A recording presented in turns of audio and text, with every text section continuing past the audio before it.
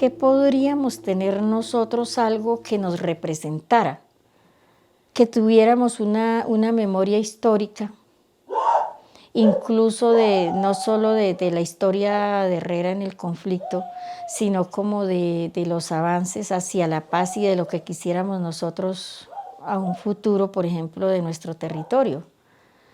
¿Qué podríamos hacer nosotros? Bueno, pensamos muchas cosas, algo que no hay acá, algo que sea como de recuperar costumbres, pero que a la vez en ellas se transmita ese mensaje de que los jóvenes tengan un aprendizaje. Dijimos pues que los bordados, uno porque es algo heredado, es aprendido, es una tradición de nuestros ancestros. Entonces con los bordados quedaría plasmado porque hubiéramos podido hacer los dibujos y unos sellos, ¿cierto?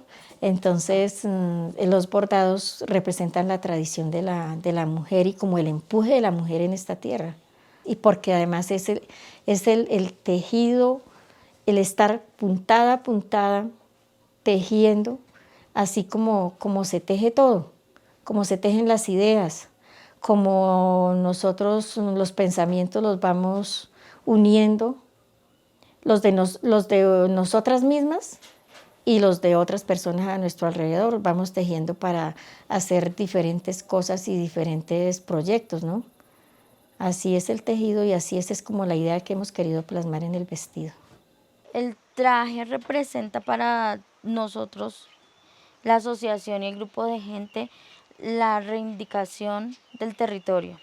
Queremos mostrar nuestra cultura, queremos mostrar nuestros anhelos, nuestros sueños, queremos que se materialice la paz, queremos que nuestros hijos tengan sentido de pertenencia por el territorio, que conserven nuestras tradiciones, que lleven con orgullo nuestro legado, aprendan sobre la cultura de paz que es tan importante.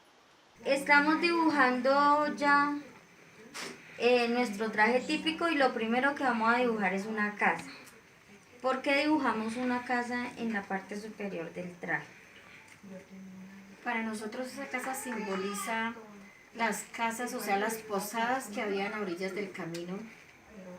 Cruzando el páramo habían varias posadas y era donde los arrieros llegaban, donde ellos se quedaban de un día para otro con sus mulas, con sus cargas que traían.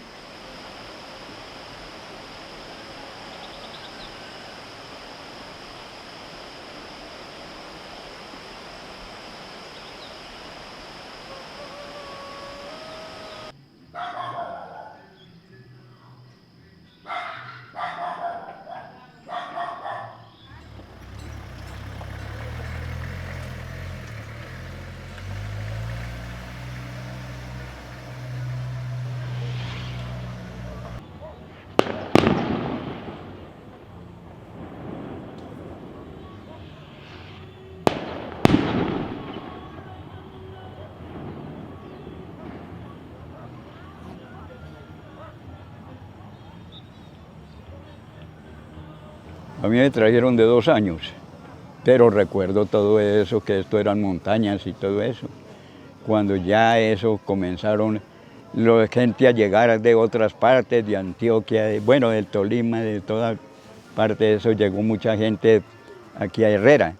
Entonces dijeron esa colonización donde nos contaban nuestros abuelos todavía, que cuando llegaba un demigrante o que quería llegar acá a Herrera, y mismo todos se le cogían y le llevaban su remesita, vea, aquí está su remesita para que vaya a bolear hacha por aquí, porque todo esto eran montañas y todo esto. Porque llegaban y, por ejemplo, esto, bueno, yo tomo este pedazo, el otro de allí, vea, de allí hasta por allá yo tomo este otro pedazo.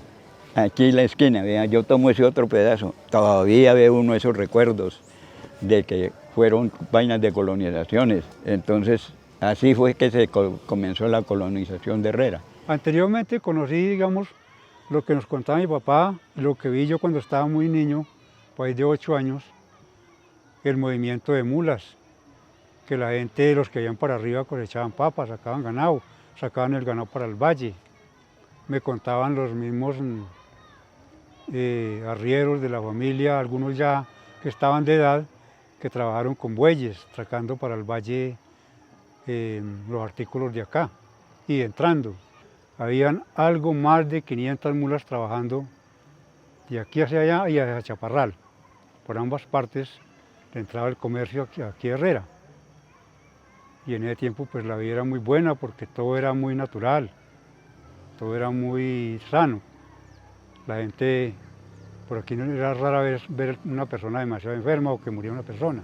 Si nosotros estamos en una finca donde tengamos de todo, comenzando desde una vaca, pues no vamos a necesitar sino como la sal, no más, porque vamos a tener el sembrado del maíz, la yuca, racacha, todo eso que se va a hacer productivo en la cocina. Si vamos a tener los cerdos, los pollos, pues ¿para qué vamos a ir a comprar carne si en el patio está, los huevos? Entonces, eso es como lo ancestral de ese tiempo de que la gente poco bajaba al pueblo. Llevaban suficiente sal y con eso se sostenía uno, y bien sostenido, porque no había químicos, no había nada de esas cosas que hay ahora. Y había mucha abundancia, porque todo el mundo tenía sus gallinas, sus marranos, sus pollos, todo. Entonces, por eso era que uno invitaba y le daba y lleve. Tradicionalmente o antiguamente, cuando yo me conocí, pues por acá en esta región nos alimentábamos prácticamente los productos de los productos que nosotros mismos cultivábamos, como el plátano, la yuca, la racacha, la alberja, el maíz, el frijol, todos los cultivos de pancoger. Y habían otros cultivos que eran los cultivos tradicionales de la economía, de lo que vivíamos como de la economía, por ejemplo la caña, el ganado y el café, porque con eso pues era lo que se pagaban los gastos de la finca, los trabajadores. Comercializábamos el café y los productos a través del trueque, es lo que llamamos trueque, o sea, como cambiar una cosa por otra. Traíamos los productos, comprábamos remesa y pagábamos con café, o sea, pagaban con café o pagaban con frijol, más que todo.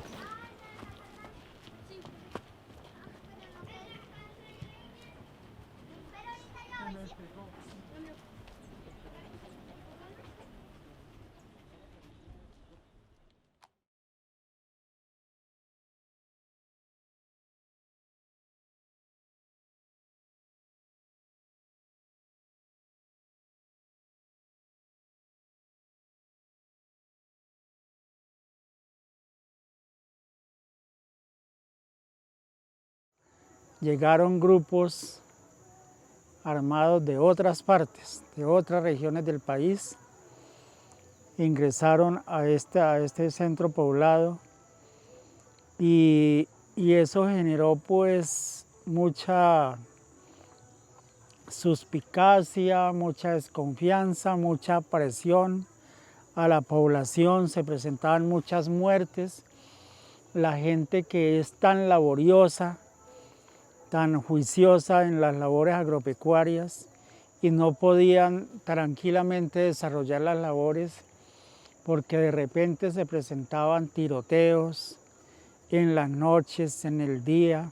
Eso fue una época muy dura donde me iban a reclutar los muchachos, estaban como de 9, 12 añitos, entonces como habían incendiado el puerto, digámoslo así, todas las casas, entonces no había paso por ahí, ni por planadas, solo estaba la salida por el páramo. Entonces yo los cogí, me conseguí un señor que me guiara y que me ayudara a sacar y me fui con ellos. Por allá me hundí en la laguna porque desvié el caballo. Y ella sí conocía, pero yo no, entonces yo dije, no, ahí no, porque a mí me parecía que ella me iba a atravesar por la laguna. A mí me dio susto y la volteé y sí, nos caímos de verdad. Nos atascamos en plena laguna y fueron 2 días de travesía. Muy duro, uno sin estar acostumbrado. A nuestro padre nos lo mataron por acá, por estos territorios. Y de aquí nos salimos después de que él murió, de que él lo mataron, nos tocó salir en medio de la guerra, muy duro, pero los recuerdos que tengo fue que a nosotros nos sacaron en unas bestiecitas que ellos tenían y de otros familiares en reunión de ellos, y por este páramo hacia Florida. Allá ya nos tocó coger cada quien por su lado, nos tocó, me acuerdo, que tengo en mis recuerdos que nosotros le llorábamos a mi mami de hambre, porque ya no tenía con qué darnos, porque nosotros fuimos 5, y el más grande cuando mataron a mi papá tenía 12 años. Y él de entonces ya, por allá mi mamá como pudo se ubicó, donde una familia era a trabajar y trabajaba por la comida de nosotros, y el mayor se fue a trabajar para medio ayudarnos. De la época, aquí hubieron grupos paramilitares que venían procedentes de Puerto Saldaña, y también la guerrilla del M-19 que estuvo en el año 85, originó una toma de la estación de policía. Hubieron 2 policías muertos, un civil. Después la guerrilla de las FARC hizo también una toma. El 13 de enero del 95 hubieron también 2 agentes de policías que murieron. Destruido el colegio, el hospital. Cuando estaba en mis épocas de colegio y de adolescencia y juventud, me tocó ver muchos hechos violentos, quizás hostigamientos a la población, escuchar tiros y después mirar cómo recogían a los muertos. Mi tía Duvier era secretaria de la inspección y yo miraba todo eso, cómo desplazaban, cómo amenazaban a la gente. A veces cuando cometían errores le ponían un cartel en el pecho y los amarraban en los árboles del parque diciendo por qué los tenían ahí. Fue una época como de mucho miedo. Era horas que se cerraba en solo juego y los aviones por encima echando bala y la gente aquí echando bala hacia el cuartel. Sí, la señora Carlota vivía en la vereda Santa Rosa, y entonces esa señora se le habían quedado, como era un lunes, se le habían quedado 2 hijos acá en el pueblo. Y ella se hizo una bandera y se vino esa señora desde allá de esa vereda con una bandera blanca por todo ese camino. Ya no le importaba que echaran bala, que hicieran lo que hicieran. Ella llegó y se metió por esta calle y salió a la calle central hasta que encontró los hijos. Ella en medio del juego, ella no le importaba nada, sino los hijos. Y se vino con esa bandera y ella movía esa bandera y hágale ligerito para este pueblo. En ese tiempo hubieron hartas mujeres que quedaron solas, con harta familia. En una época recuerdo que en el puerto habían paramilitares y la gente de Herrera no podía salir por ahí porque éramos denominados guerrilleros, así pues ni siquiera lo fuéramos, pero éramos denominados guerrilleros. El que pasara por ahí tenía todo el riesgo de quedarse en el puerto por siempre y quizás que ni lo encontraran sino río abajo. Para el lado del páramo no podíamos salir libremente, pues porque al lado de allá habían también paramilitares. En el páramo tuvimos también muchos homicidios, y si se salía por planadas, corríamos el riesgo que también en Ataco habían paramilitares. Entonces era muy difícil la salida de Herrera. Sin embargo, la gente muy luchadora. En una época quisieron hacer un paro armado la guerrilla y toda la gente debía de salir. Solo se podía quedar los más viejitos con los más niños, de resto todo el mundo. Y no sé quién fue el que lo organizó, pero hicieron una marcha del silencio que nos dio un muy buen resultado. Toda la gente acudió de todas las veredas. Yo recuerdo que iba con una amiga y íbamos vestidas, todo el mundo iba vestido con camisetas blancas y banderas blancas. Entonces la guerrilla desistió de que nos mandaran para ese lugar. Sin embargo, a pesar de esa, dijéramos, intromisión de los grupos armados y eso en la región, la población nativa de esta región nunca dejó de ser trabajadora, dejó de producir y de actuar con naturalidad y con respeto y nunca dejamos la cultura de nuestra región.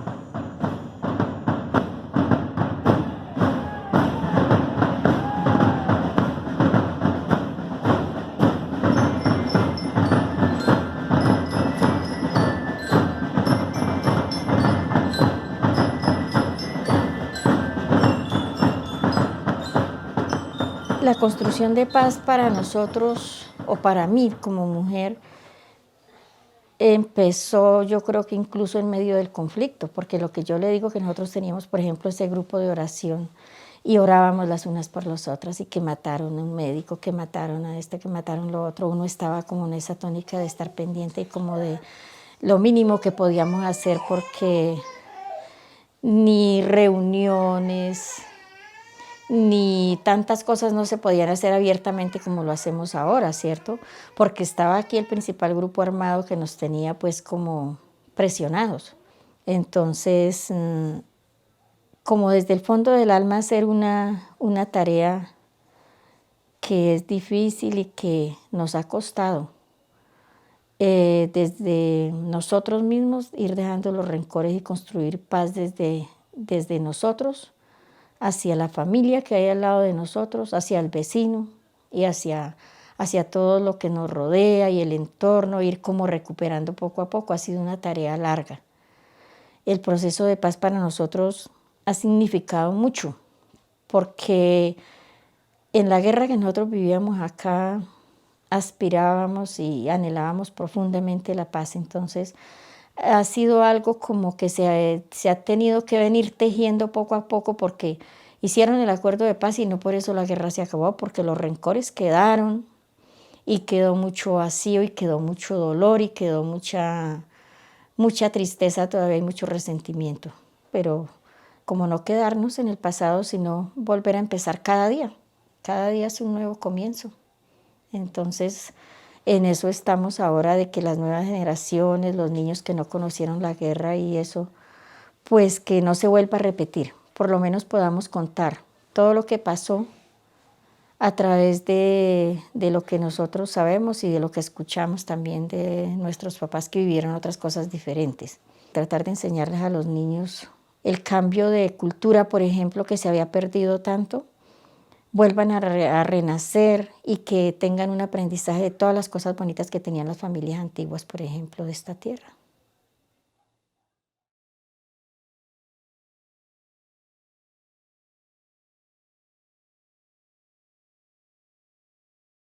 Lo cierto era que nosotros casi manteníamos solos con mi mamá y en la finca aprendíamos de todo. Desde ordeñar, como a cargar agua, como a hacer mandados, como a hacer el oficio de la casa, todo lo aprendimos de ella. Incluso a sembrar la huerta y a sembrar las plantas medicinales, porque ella siempre las tuvo. No nos faltaba la comida, mi mamá hacía arepas para vender, entonces la base de la alimentación acá prácticamente fue maíz y frijol en la mayoría de los hogares, porque esa era la cultura de la gente que entró a colonizar acá. Y cuando nosotros decíamos que se nos acabó un lápiz, que se nos acabó un cuaderno, vaya mija, coja cilantro, vaya coja tomate, y lleva y vende y compra su cuaderno o su lapicero. Yo digo que nosotros venimos de un matriarcado porque, vean, nosotros nos levantamos más con mi mamá que con mi papá. Mi papá no mantenía en la casa, entonces era mi mamá la que lideraba, la que decía cómo se hacía, la que emprendía, la que ordenaba la casa y ordenaba la familia. Ella corregía a hombres y mujeres por parejo. Entonces, ese fue mi principal ejemplo. Y acá nosotros en el pueblo tuvimos muchos ejemplos de mujeres líderes. Acá había una señora que era enfermera que fue de la primer junta de acción comunal que conformaron acá, llamaba doña Ismenia, y ella era enfermera acá y era toda templada también. Ella corregía a los señores que bueno, que usted tiene que cuidar a esa mujer, era enfermera, entonces era partera y todo. Les decía, los orientaba en cuestiones de salud, en cuestiones de la crianza de los niños y de todo eso. Esa señora era ejemplar acá en Herrera. También hubo otra señora que ella era arriera y ella compraba cerdos y engordaba y compraba y llevaba para el valle. Y dicen que ella, como ese camino es pedregoso, para que los marranitos no se dañaran los casquitos, les hacía como unas alpargaticas de cuero de vaca. Y ella era también en la casa dura y una familia grande, pero esa familia fue ejemplar aquí en Herrera. El ejemplo que yo vi siempre de mi mamá, como de que la mujer trabajara, que fuera de lo del trabajo de la casa, que emprendieran algo. Es que usted póngase un cerdo aunque sea, es que usted, ¿por qué no aprende modistería? Lo que había como en ese momento. Aprenda para que ayude en su casa, para que no sean atenidas con el esposo, para que no tenga que estarle echando en cara, para que no sé qué, como lo que decimos hoy, la independencia económica, para que no haya el maltrato. Yo me acostumbré también a trabajar y a vender refrigerios y a una cosa y a otra. Y fui viendo muchas cosas, de que si uno tiene una independencia económica, tiene muchas ventajas, y que uno como mujer puede vivir sola, que uno como mujer no tiene necesidad de estar maltratada de un hombre para que le dé el bocado de comida a uno o a los hijos.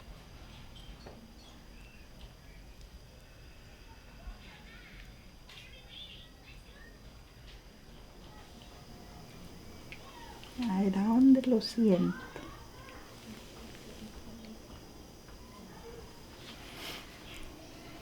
Ya lo sentí por acá. Ya se movió. Ya por acá está. Cuando yo estaba esperando mi primer hijo, que fue una mujer, yo tenía amenazas de aborto a los 6 meses.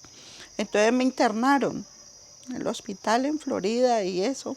Dentro una chica y la dejaron en mi cuarto y fue el primer niño que vi nacer, porque a ella le colocaron droga pues para detenerlo y eso, pero no, igual ya era de tiempo y se vino el muchacho y pues tocó recibirlo porque no había más que hacer.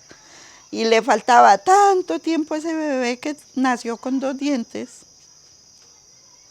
Y ahí ya cuando yo llamé a los médicos y todo, pues él ya había nacido. Yo no sé si no ayudarlo a sacar y dejarlo ahí y corra por ahí a llamar porque pues igual tenían que ponerle cuidado, ¿no? Ese fue el primer, tenía yo entre los 18 y 19 años. Y todo fue así espontáneo. Me llamaban, venga señora, mire qué tal cosa. Entonces, no, pues vamos a ver qué hacemos para salvar esa vida. O sea, eso fue naciendo en mí. Condenado, yo pensé que no se iba a mover. Entonces, hasta ahora, pues, hay una señora que ya ha tenido problemas pues, de gestar y en estos momentos ya está casi en los 7 meses, o creo que en los 7 meses de gestación, pero pues ha tocado durito con ella.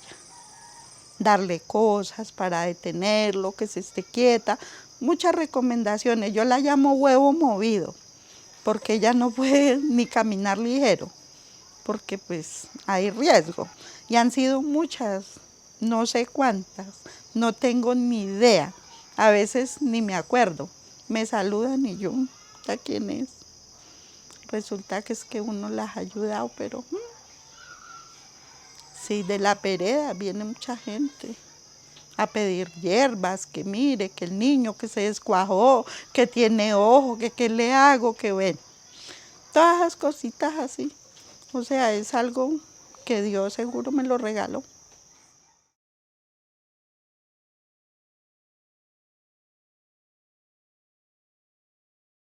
El saber de las plantas medicinales lo vengo heredando de mi abuela. Mi abuela molestaba mucho también con las plantas medicinales y pues yo desde la edad que yo tuve conocimiento con ella, que aprendí a tratar las matas de la medicina y que esto sirve para una cosa, que esto sirve para otra. Entonces yo desde ahí yo venía llevando esa escalera ahí, como dice el dicho. Aprendí de mi abuela, luego estuve ahora con tía, pues de todas maneras ahí va uno aprendiendo poco a poco lo que era lo de la abuela. Entonces ya uno se va, como dice el dicho, encariñando con las matas, que es lo más bello que hay en la vida. El saber para qué sirven y poderle ayudar a las personas que más la necesitan.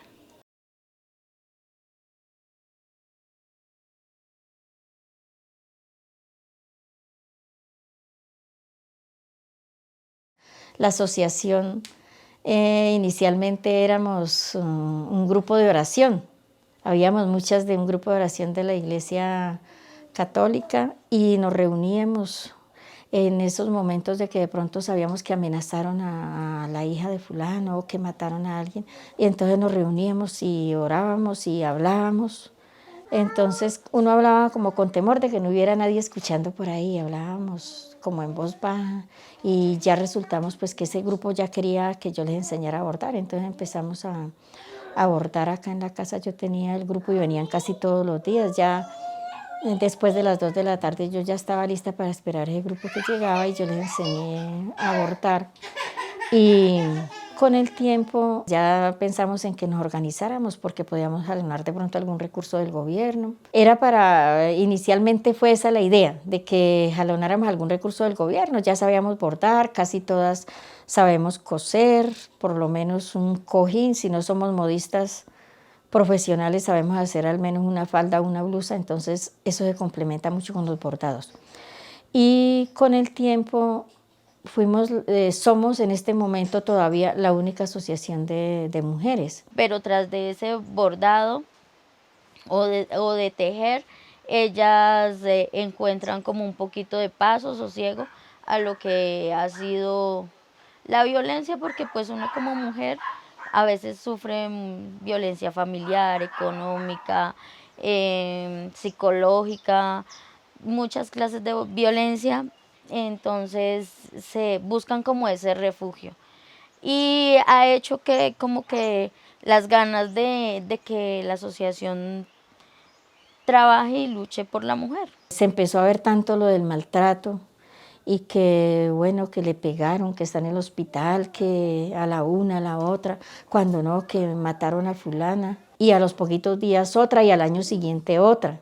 Entonces no deja de dolernos ese asunto de los feminicidios por acá. Para mí eso fue como muy duro, como que fue como una voz de alerta de que bueno, dije, bueno, y nosotras como asociación de mujeres, ¿qué estamos haciendo?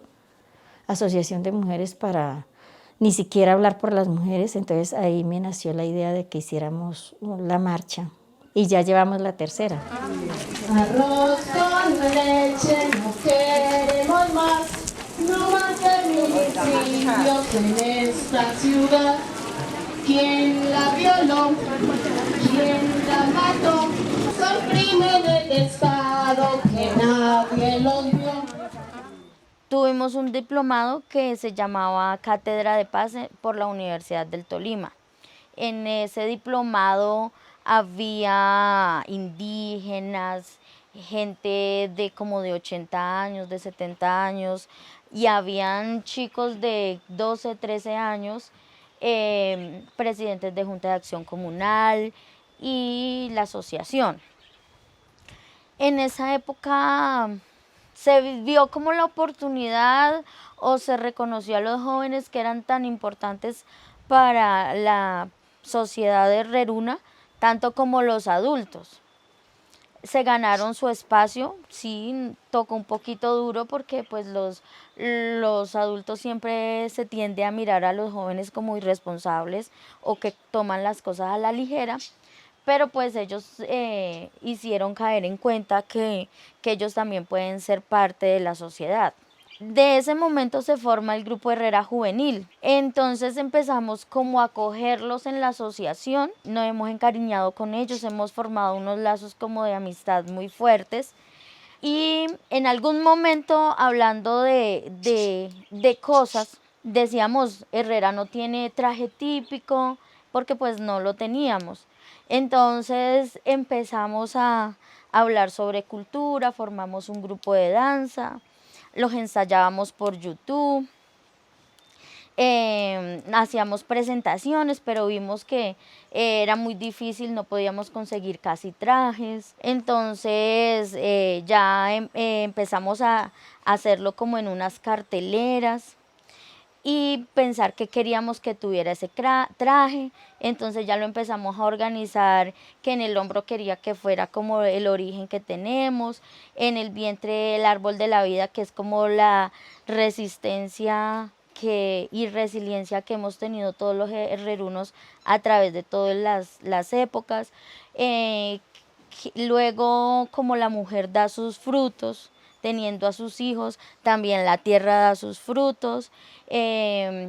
Pintamos la cultura ganadera, el árbol de la garza, y por último pintamos el croquis de Herrera, que es todo el desarrollo que hemos tenido durante estas épocas y más en este tiempo de posconflicto, después de haberse firmado el acuerdo de paz. Y por último le pusimos nuestra bandera de Herrera, que es como el arraigo que tenemos por nuestra región.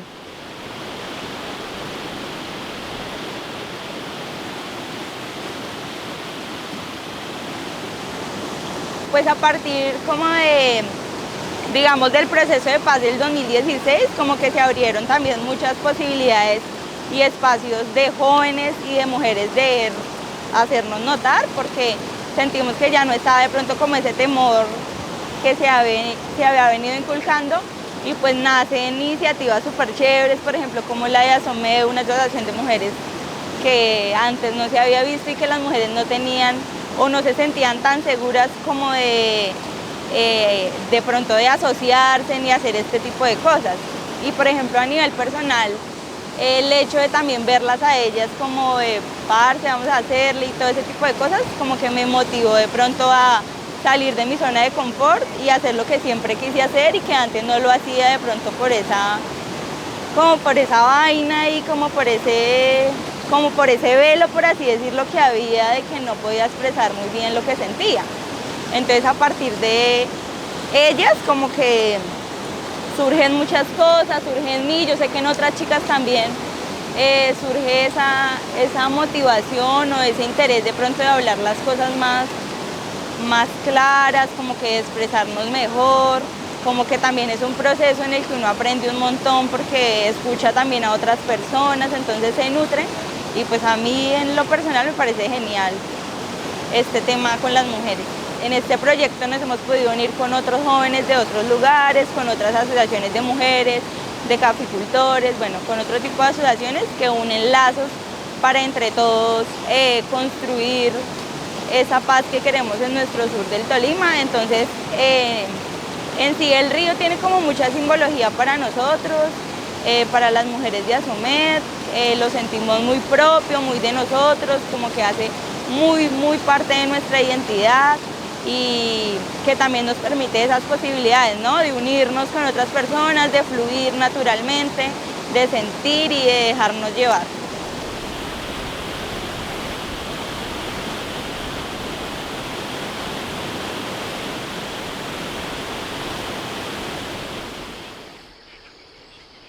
Entonces en el vestido va a quedar las montañas, todo lo que es la parte verde, el río, que representa pues como la renovación de nuestra historia, la renovación pues de que los muchachos que están creciendo son como el río, que se está renovando cada día por ejemplo, las corrientes de todas estas quebradas que bajan de las montañas, el río Saldaña, el río Hereje, y que se encuentran, se unen y hacen un río más grande.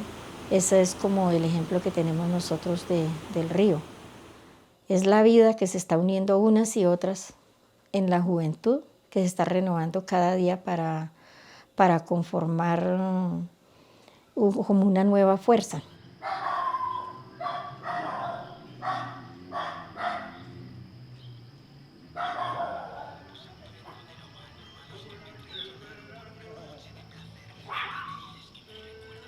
En la parte del vientre hemos bordado el árbol de la vida. Así como los herrerunos durante la guerra hemos sobrevivido, este árbol también. Es una ceiba, tiene más de 80 años. En la época de la violencia, ahí pues atracaban, robaban, mataban, y era denominado el árbol de la muerte. En una ocasión llegó un párroco y él decía que el poder de la palabra era muy importante. Entonces declaró que ya no se le dijera más el árbol de la muerte, sino el árbol de la vida. Desde entonces el árbol ha sido muy frondoso, muestra una vigorosidad muy especial en sus hojas, en su follaje, en su tronco. Mucha gente lo ha querido tumbar, pero pues es como prototipo del herreruno. Así valiente, siempre un herreruno buscando la paz, a pesar de toda la guerra que ha sufrido, pero pues estamos viviendo una paz muy bonita en Herrera. Andamos libremente, podemos pensar y actuar libremente. Yo quiero que mis hijos, mis sobrinos, mis amiguitos, los hijos de mis amigas crezcan sin temor a nada, que no se tengan que ir, quizás porque piensen diferente a los demás, que puedan arraigarse al territorio, que sí, que vayan y estudien, pero pues que regresen porque necesitamos ese relevo generacional. Pues para nosotros todo este tema de la construcción de paz ha venido como entrelazado a realizar procesos con otras personas, por ejemplo en este caso con Asomed, procesos que puedan aportar a mejorar cosas que antes estaban mal. Por ejemplo en el sentido de la violencia en contra de la mujer, con Asomed hemos tenido como un empoderamiento de este tema y en el cual hemos visto cambios y a partir de esos cambios sentimos que estamos aportando algo y que se va construyendo una paz, se va construyendo como esa tranquilidad de pronto en las mujeres de denunciar a su pareja por una agresión, sentimos la paz de pronto de muchas formas, con muchas caras, con caras jóvenes, caras de mujer, cara de NASA. La vemos y la vamos construyendo de a poco, en procesos de a poco y en procesos que van aportando colectivamente a nuestro pueblo.